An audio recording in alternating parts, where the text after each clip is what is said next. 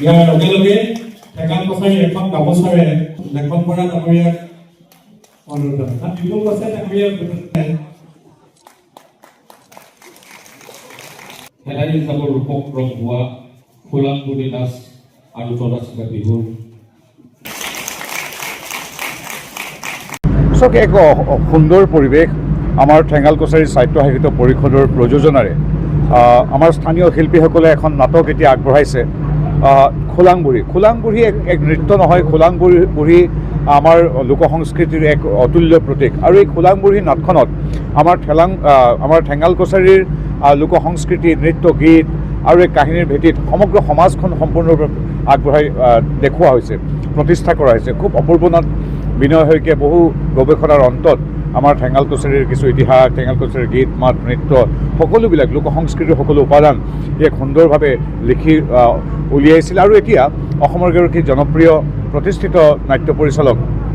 সীমান্ত ফুকনে প্ৰয়াস ফুকন তেখেতৰ সহযোগী আৰু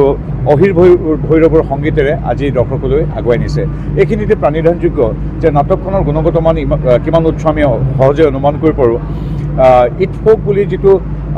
কেৰেলাত অনুষ্ঠিত হ'ব আন্তঃৰাষ্ট্ৰীয় নাট্য মহোৎসৱ, তাত এই ঠেঙাল কছাৰী সাহিত্য সাহিত্য পৰিষদৰ দ্বাৰা প্ৰযোজিত এই নাটখন প্ৰদৰ্শিত হ'ব। ইয়াৰ স্থানীয় শিল্পীসকলৰ যথেষ্ট প্ৰতিভা আছে। এই প্ৰতিভাখিনি উলিয়াই আনিবলৈ স্থানীয় ৰাইজ, নাট্যপ্ৰেমী সংস্থাবিলাক আৰু বিশেষকৈ আমাৰ ঠেঙাল কছাৰী সাহিত্য সাহিত্য পৰিষদৰ মুৰব্বী শ্ৰীযুত কুমুদ কছাৰীদেৱে আগভাগ লৈছে। গতিকে অপূৰ্ব নাট, এই নাটখন সকলোৱে চোৱা উচিত, কাৰণ এই নাটকখনত কেৱল নাট্যাভিনয় বা কাহিনী নহয়, আমাৰ ঠেঙাল কছাৰীৰ যি শতবৰ্ষ যুগৰ আমাৰ যি প্ৰাচীন আমাৰ লোককলা তাৰ এক সুন্দৰ প্ৰাঞ্জল চিত্ৰ ইয়াত দেখিবলৈ পাব। আচলতে আজি ইমান ভাল লগা এটা ঐতিহাসিক দিন। আচলতে ঠেঙাল কছাৰীৰ এটা মানে চিৰন্তন বাস্তৱ এটা চৰিত্ৰ খোলাংবুঢ়ী, তাক আজি শ্ৰদ্ধাৰ সীমান্ত ফুকন দাই আৰু নাট্যকাৰ বিনয় দাই আচলতে এই গোটেই জনজীৱনৰ কাৰণে আজীৱনৰ কাৰণে ই এটা জীয়াত দলিল কৰি থৈ গ'ল। অসমীয়া সাহিত্যত লক্ষ্মীনাথ বেজবৰুৱাদেৱৰ পিছৰ পৰা এই আহি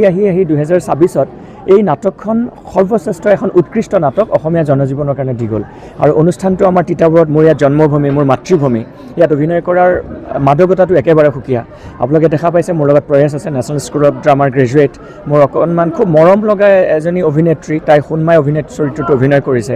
মই আপ্লুত হৈ গৈছোঁ তেওঁলোকক দেখা পাই তেওঁলোকৰ এনাৰ্জি লেভেল দেখা পাই গতিকে এই চেগতে মই ঠেঙাল কছাৰীৰ প্ৰত্যেকগৰাকী বিষয়ববীয়াক মই শ্ৰদ্ধা নিবেদিছোঁ আৰু আপোনালোকক সেৱা জনাইছোঁ কাৰণ আপোনালোকৰ জৰিয়তে অসমবাসী আমাৰ কথাবোৰ গম পায় আজি ইয়াত হাউচফুল পেকড অফ অডিয়েঞ্চ ওপৰত একেবাৰে ক'তো এখন ঠাই নাই গতিকে সুন্দৰ এটা সময় এই মাতৃভূমিত আমাৰ বাবে বৃন্দাবন সময়টো আমাৰ সদায় এনেকৈ থাকি যাওক আৰু তিতাবৰত এনেকৈ এটা নৱ উদ্গীৰণ হওক